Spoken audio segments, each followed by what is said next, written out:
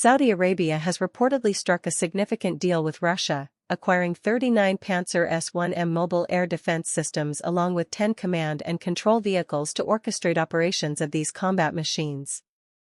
The deal, valued at approximately $2.3 billion, marks a notable transaction in the realm of military hardware, especially considering the geopolitical context and the ongoing sanctions against Russia due to its actions in Ukraine.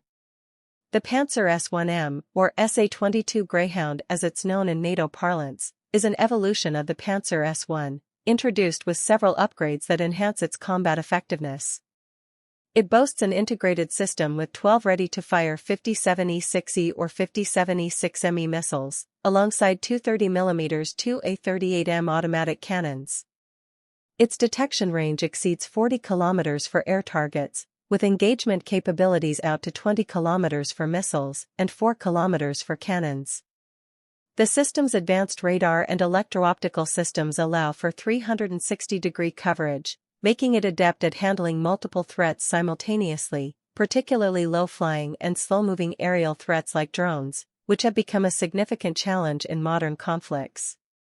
This deal comes at a time when Saudi Arabia has been looking to bolster its air defense capabilities, particularly in light of the ongoing conflict in Yemen, where the Houthis have employed drones and missiles against Saudi infrastructure.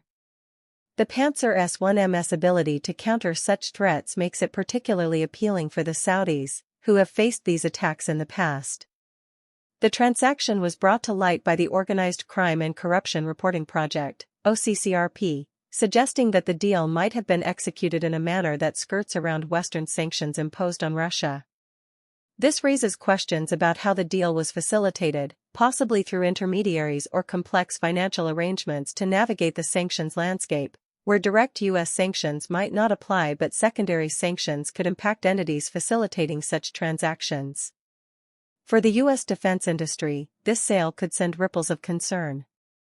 Saudi Arabia has long been a lucrative market for American companies like RTX Corporation, formerly Raytheon, Lockheed Martin, and Boeing.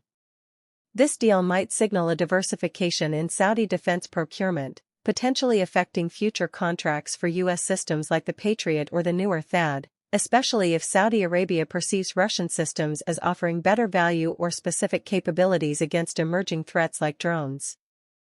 A comparative analysis shows that while the Patriot offers long-range ballistic missile defense, the Pantsir-S1 SAM's strength lies in its close-in protection and anti-drone capabilities, areas where American systems might not have the same level of effectiveness or cost efficiency. Strategically, this transaction could influence U.S. interests in the region.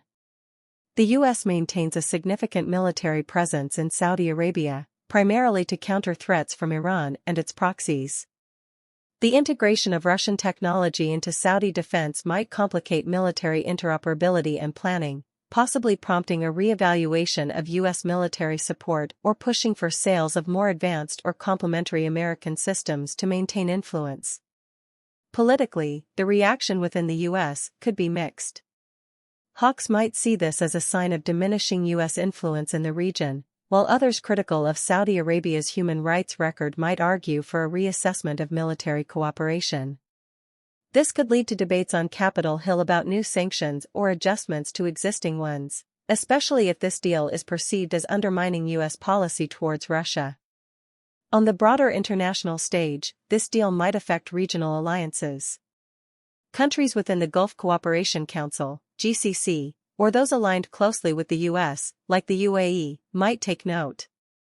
This could lead to a rethinking of regional defense strategies, particularly if the Pantsir-S1 SAM proves effective against the drone warfare that has become prevalent in Middle Eastern conflicts. The economic implications are also worth considering.